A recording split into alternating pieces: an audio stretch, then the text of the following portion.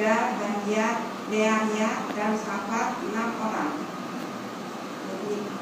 23 anak-anak Neania ialah Elioneai, Hizkia, dan Azrikam 3 orang. 24 anak-anak Elionai ialah Hodaya, Eliasib, pelayanan Akub, Yohanan, Delaya, dan Anina 7 orang. Ya, puji Tuhan, saudara-saudara. Shalom. Shalom. Pagi sampai berbagi lagi dengan kasih Tuhan kita Yesus Kristus.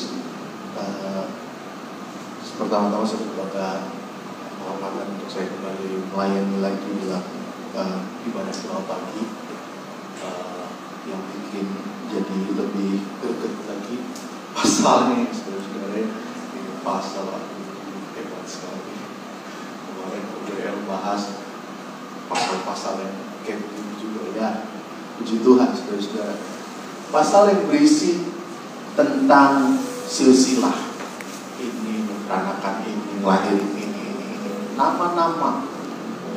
Seolah kita sedang berjalan di kuburan, saudara-saudara.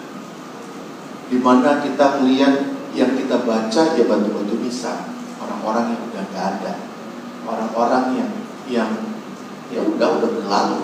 Kita cuma baca oh ini anaknya ini, lalu kita melangkah lagi ke depan, oh ada ini anaknya ini.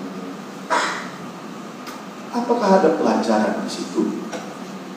Firman Tuhan ini yang saya mau katakan. Firman Tuhan tidak pernah mencantumkan sesuatu tanpa ada maksud di dalamnya. Kalau ayat-ayat ini ada berisi silsilah, kita seolah-olah bosan bacanya. Baca nama-namanya aja, arat-aratnya kita mau ngomongnya aja udah susah. Tapi sekali lagi, kalau firman Tuhan mencantumkan itu, maka pasti ada maksud di dalamnya. Pada waktu saya merenungkan ayat-ayat ini, saudara-saudara, pasal ketiga ini, saya menemukan ada sesuatu yang menarik, saudara-saudara. Mari kita baca dari ayat yang pertama sampai ayat yang ketiga, kelima, saudara-saudara. Ayat yang pertama sampai kelima kita baca ayat-ayat yang bersama-sama. 1, 2, 3. Inilah anak-anak Daud yang lahir bagi dia di Hebron. Anak sulung ialah Amnon dari Ahinoam, perempuan Israel.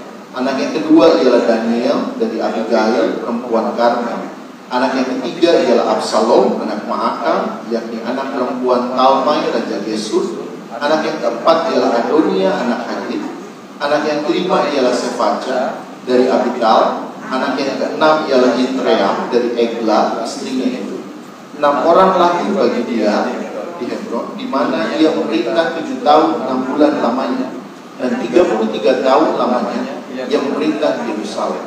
Inilah yang lahir bagi dia di Yerusalem: Simea, Sobah, Nathan, dan Salomo, 4 orang dari Batshua binti Amiah.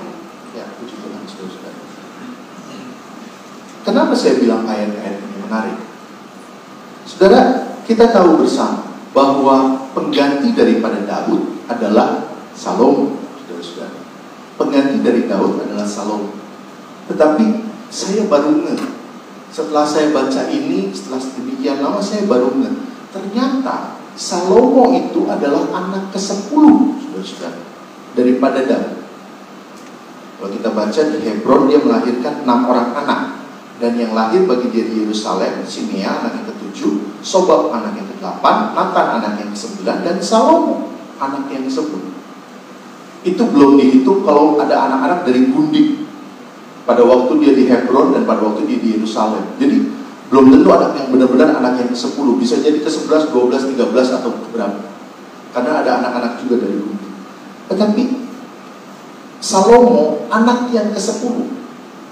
Sedangkan ya kita tahu bersama bahwa di dalam kerajaan pada waktu itu anak yang pertama yang harusnya mendapatkan kerajaan, menjadi raja menggantikan ayahnya. Tetapi kenapa anak ke-10 bisa menggantikan Daud sebagai raja? Kenapa Salomo? Kenapa bukan kakak-kakak Salomo? Dan ternyata ini juga yang didapati pada waktu Tuhan memilih Daud.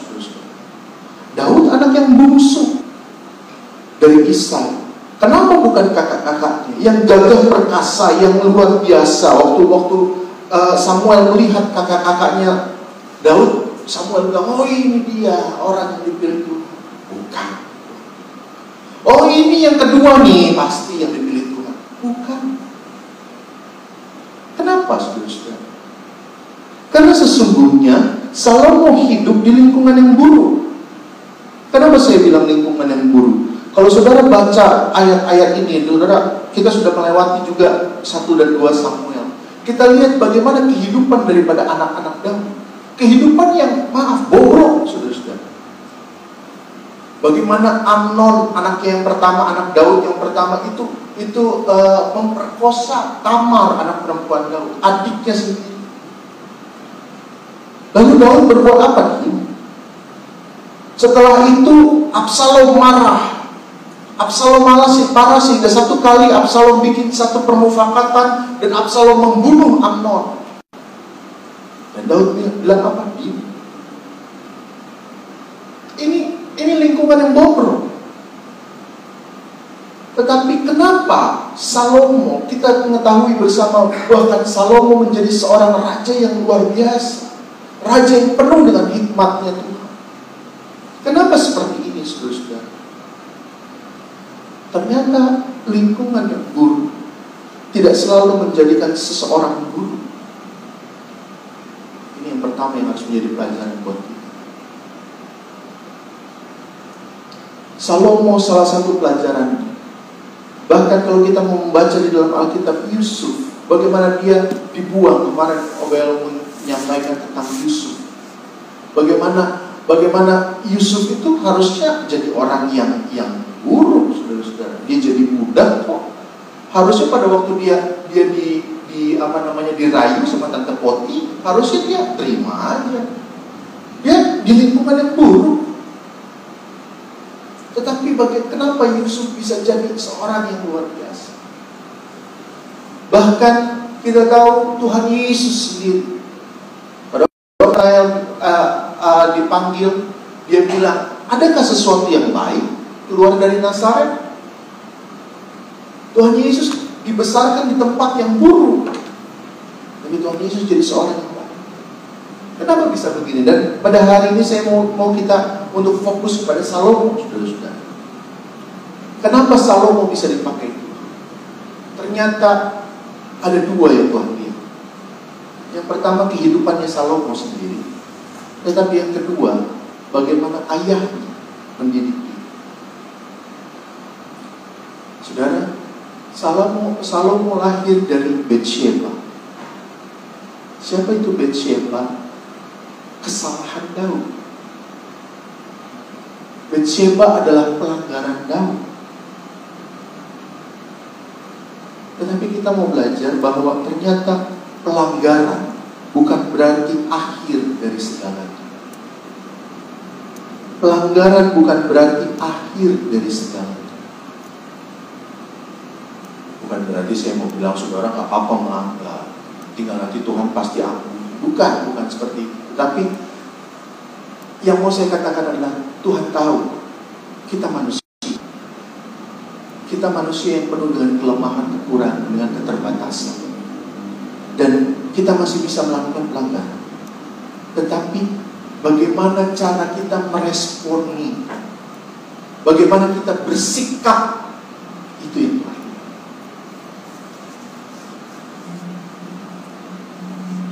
Pada waktu Daud didapati dan ditegur oleh Tuhan, sikap Daud itulah yang menjadi kunci kenapa Tuhan bisa menyayangi Salomo. Mari kita buka bersama di dalam 2 Samuel pasal yang ke-12. 2 Samuel pasal yang ke-12. Ayat yang ke-16 saya akan bacakan untuk kita semua. Kejadian ini, ayat ini adalah ayat ketika Nathan sudah menyampaikan pesan Tuhan yang penuh dengan kemarahan itu kepada Daud. Ayat yang ke-16 mengatakan demikian. Lalu Daud memohon kepada Allah oleh karena anak itu. Ia berpuasa dengan tekun dan apabila ia masuk ke dalam, semalam-malaman itu ia berbaring di tanah. Tuhan sudah menyatakan kepada Daud bahwa anak yang dikandung oleh Betsheba itu akan mati. Tetapi apa yang Daud lakukan? Dia berdoa kepada Tuhan. Dia memohon belas kasihan. Dia datang sama Tuhan memohon belas kasihan Tuhan. Dia memohon kepada Allah oleh karena anak itu. Ia berpuasa dan dengan tekun. Dan apabila ia masuk ke dalam semalam-malaman ia berbaring di tanah. Setiap malam dia berbaring di tanah. Pada waktu anak daripada Betsheba yang dia lagi mohonkan pada Tuhan untuk diampuni, untuk nyawanya diampuni, dia memohon kepada Tuhan. Dia memohon kepada Tuhan. Dia menaikkan doa yang sungguh-sungguh kepada Tuhan. Daud mohon ampun, saudara-saudara. Daud minta ampun. Tetapi pertanyaannya, apakah Tuhan menjawab doa daripada Daud? Ternyata tidak. Doa yang dinaikkan dengan sungguh-sungguh kepada Tuhan, tetapi ternyata Tuhan tidak menjawab doa itu. Tuhan tetap melakukan apa yang menjadi pernyataan Tuhan sebelumnya, bahwa anak itu akan diambil. Saudara, kalau kita melakukan kesalahan ataupun kita sedang berdoa kepada Tuhan meminta sesuatu, kita minta dengan sungguh-sungguh, Tuhan tolong, Tuhan, untuk kehidupan saya, untuk kehidupan keluarga saya, Tuhan tolong. Tapi apabila jawaban Tuhan adalah tidak, apa yang menjadi reaksi kita? Biasanya yang menjadi reaksi kita adalah, Tuhan kenapa?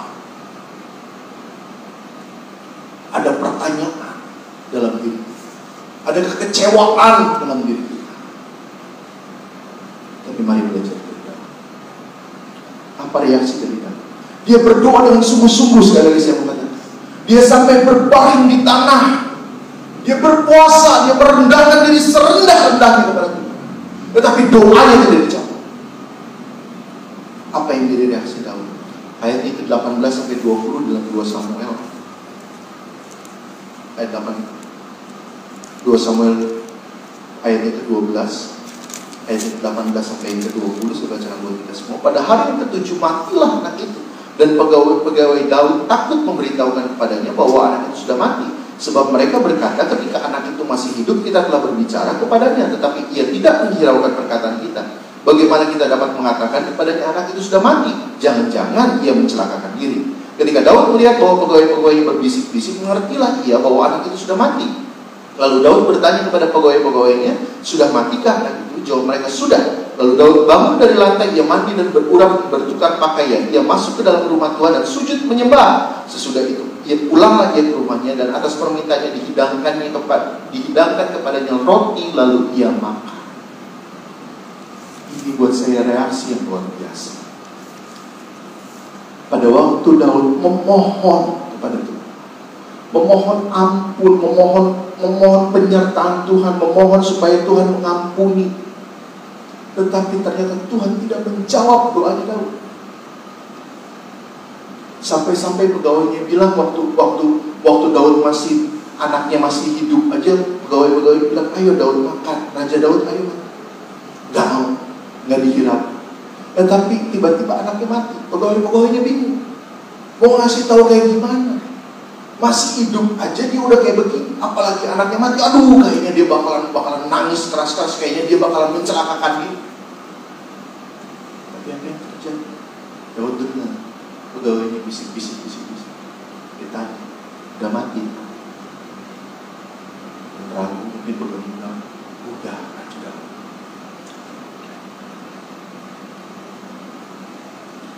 Dia dan pertama kali dia pergi ke mana?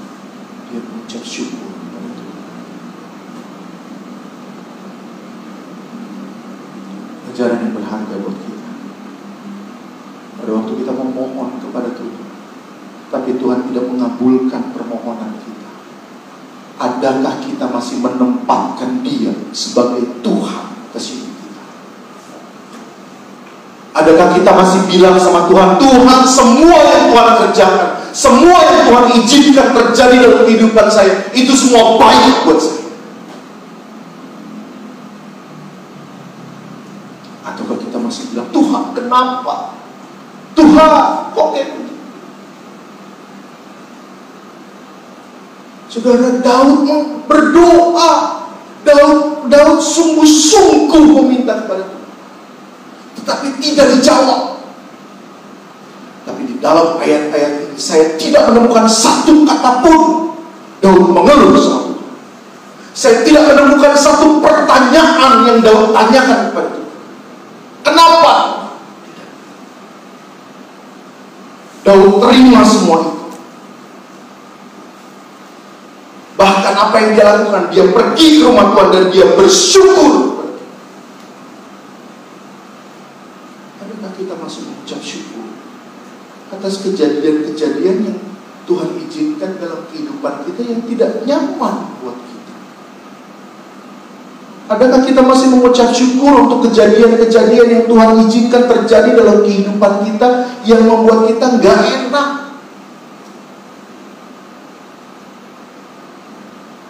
Ini yang Tuhan lihat. Kenapa hubungannya sama Salomo? Di ayat yang ke-24 mengatakan, kemudian Daud menghibur hati Batsyeba istrinya. Ia menghampiri perempuan itu dan tidur dengan dia, dan perempuan itu melahirkan seorang anak laki-laki. Lalu Daud memberi nama Salomo pada anak itu. Tuhan mengasihi anak itu, dan dengan perantara Nabi Natan ia menyuruh menamakan anak itu Yedijah, oleh karena Tuhan. Karena perbuatan Daud, karena reaksi Daud pada waktu dia tidak diizinkan oleh Tuhan, pada waktu keinginannya tidak diberikan oleh Tuhan, tetapi justru di saat itu dia menunjukkan reaksi yang luar biasa. Dia menunjukkan reaksi yang hebat. Dia menunjukkan reaksi sebagai seorang hamba Tuhan, anak Tuhan. Maka pada waktu dia melakukan perlakuan yang berikutnya, Tuhan berkenan. Tuhan mengasihi anak itu. Oleh karena Tuhan dikasih namanya. Kenapa Tuhan berkenan kepada Salomo? Kenapa Tuhan mengasihi Salomo? Karena ayah.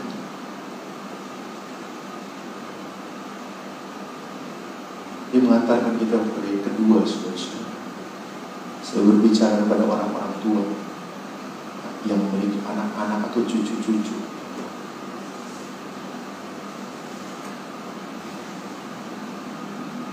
Bagaimana hubungan kita dengan anak-anak kita? Karena Tuhan melihat itu. Pada waktu Tuhan melihat kita melakukan kesalahan mungkin, pada waktu Tuhan melihat kita lagi melenceng jalan dan Tuhan tegur kita, bagaimana sikap kita?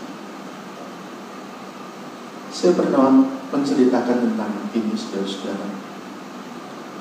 Bagaimana anak saya yang pertama kini, pada waktu dia masih umur 3 tahunan, dia lagi, anak saya ini aktif, saudara-saudara. Jadi dia kalau main kesana nanti dia pegang apa, dia pegang apa, dia pegang apa. Dan itu kali waktu ada meja yang cukup tinggi, dan saya taruh jam saya di situ, jam tangan saya di situ. Dia lagi gini, mau ngambil apa nggak tahu. Tiba-tiba ketarik jam tangan saya, dan jam tangan saya itu jatuh. Prak! Kedengeran dari kamar, saya lagi di kamar, kedengeran. Prak! Dan gak berapa lama, sambil dia datang ke kamar, sambil takut, sambil nangis, saudara-saudara, sambil tangannya agak gemeteran. Karena dia tahu jam tangan itu saya pakai terus, dan saya senang sama jam tangan itu. Dia dengan takut, dia sambil nangis, dia datang sama saya. Papi, Kimi jatuhin jam tangan papi. Maaf ya papi, maaf. Terus dia tawarin sesuatu yang menggelikan. Papi pakai uang Kimi aja buat benerin jam tangannya papi. Uang yang dia tawarin itu banyak, saudara-saudara. Ada kira-kira 5 juta. Tapi judulnya Bank Monopoli, saudara-saudara. Gambarnya sebenarnya princess bukan pahlawan. Tapi itu adalah mainan kesayangannya dia, saudara-saudara. Selalu dia pakai. Ayo kita main jual-jualan. Ini duitnya, nanti kembaliannya ini.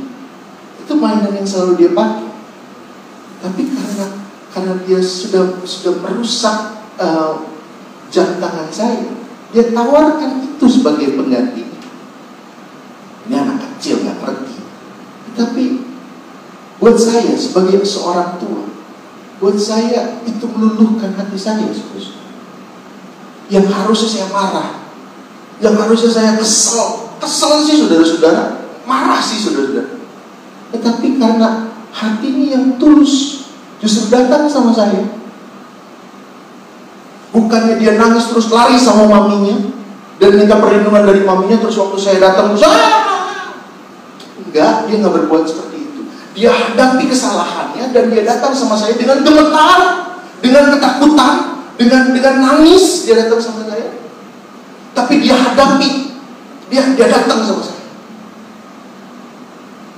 Karena dia juga tahu bahwa ayahnya akan memaafkan dia kalau dia menghadapi kesalahan. Karena berkali-kali saya bilang, kalau ada salah datang sama. Lebih baik kamu yang datang sama papi, ngomong sama papi, daripada papi tahu dari orang lain. Papi akan lebih marah. Saya sering ngomong kayak gitu. Dan dia hadap.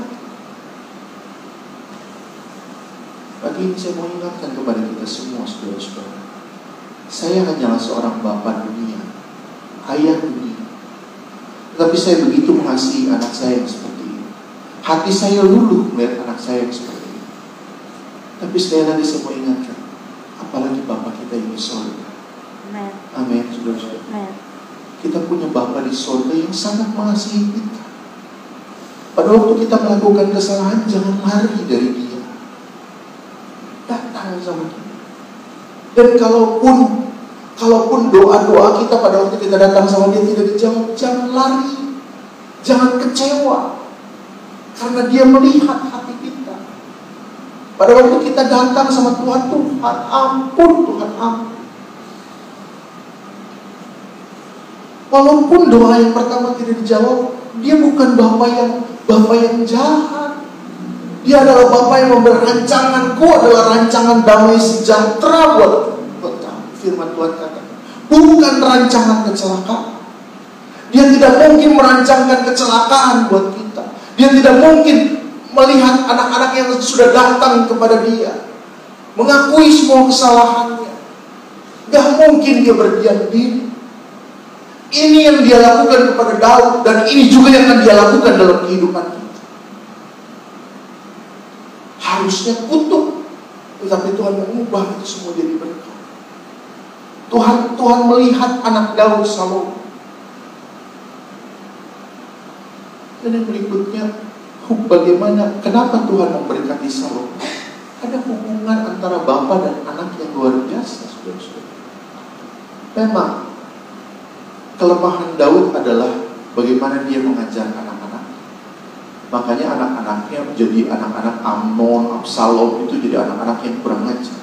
Tetapi untuk Salomo, perlakuan Daud itu bukan berarti memanjakan Salomo, saudara-saudara. Tetapi ada banyak hal yang Daud ajarkan kepada Salomo. Mengenai pembangunan bait suci, Daud ceritakan secara detail. Ini Salomo harus nanti kamu kalau udah ini ambil kayunya dari sini, lalu nanti dari sini Papa sudah persiapkan seperti ini. Ini emasnya ada di sini, ini peraknya ada di sini. Dia ceritakan dengan detail. Dan pada waktu mereka berbicara, itu ada nasihat-nasihat. Di akhir kehidupan Daud kasih nasihat-nasihat tentang bagaimana hubungan dengan Tuhan. Itu yang paling penting. Bagaimana hubungan Salomo dengan Tuhan. Kamu harus mengandalkan Tuhan. Kamu harus seperti ini, kamu harus seperti ini. Yang kamu harus lakukan pada waktu kamu sudah menjadi raja, ini. Dan itulah yang membuat pada waktu Tuhan datang kepada Salomo dan bilang sama Salomo, apa yang kamu mau? Salomo gak minta yang lain. Salomo cuma bilang hikmat yang daripada Tuhan. Kenapa Salomo Salomo bisa meminta seperti itu? Karena dia punya bekal dari ayah. Dia punya nasihat dari ayah. Dia punya ajaran-ajaran yang ayahnya turunkan kepada kita. Sekali lagi, saya berbicara dengan orang-orang tua yang punya anak, yang punya cucu. Mari ajarkan kepada mereka tentang Tuhan. Apa yang kau bicarakan pada waktu kau berbicara dengan anak-anak? Jangan hanya sekedar harus begini, harus begitu, harus begini, harus begitu.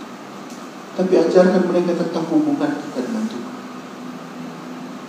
Ajarkan mereka tentang bagaimana kehidupanmu bersama-sama dengan Tuhan. Dan itu semua nggak bisa dikasih tanpa pengalaman, tanpa teladan, saudara-saudara. Saya ingat sekali hari-hari saya bersama dengan ayah saya waktu beliau masih hidup. Dan banyak kali kami bercerita itu kalau dia suruh saya pagi-pagi nyuci baju, saudara-saudara. Saya ingat sekali, Ren, bantuin papa cuci baju. Kami nyuci baju buat sekeluarga sambil kecok-kecok. Kita ngobrol. Dan di situ ayah saya menanamkan lewat sesuatu yang sederhana. Apa sih yang didapat? Apa sih yang bisa diajari dari nyuci bersama-sama, saudara-saudara? Seolah-olah kegiatan-kegiatan yang sepele, kegiatan-kegiatan yang gak ada artinya. Tetapi lewat itu ternyata ayah saya menanamkan hal-hal yang luar biasa buat saya. Setelah saya renung-renungkan, setelah beliau nggak ada, saya renung-renungkan, banyak pelajaran-pelajaran yang saya dapatkan dari beliau yang dari hal-hal yang sepele, dari kejadian-kejadian yang sepele. Dan bagaimana dia juga meneladankan itu pada saya. Mari orang-orang tua, bapak, oma, jadi teladan buat anak cucu itu. Karena itu yang mereka lihat.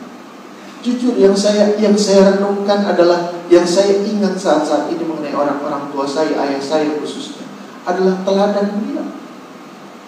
Bagaimana beliau melakukan kesalahan.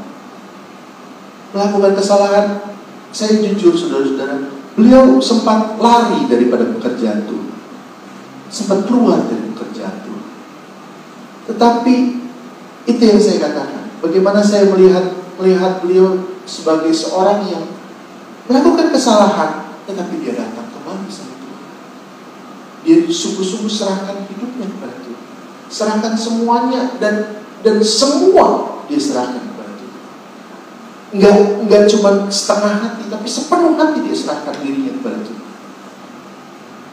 Bahkan sampai beliau dipanggil Tuhan, ada di dalam pelayanan, dan pelayanan yang mungkin kecil, nggak seberapa. Tapi saya yakin Tuhan melihat itu semua. Amen. Dan itu yang jadi teladan beliau buat saya. Amen. Mungkin kehidupan kita bukan kehidupan yang hebat, bukan kehidupan yang wah kita bisa tunjukin ada hal-hal yang luar biasa yang kita capai dalam kehidupan kita.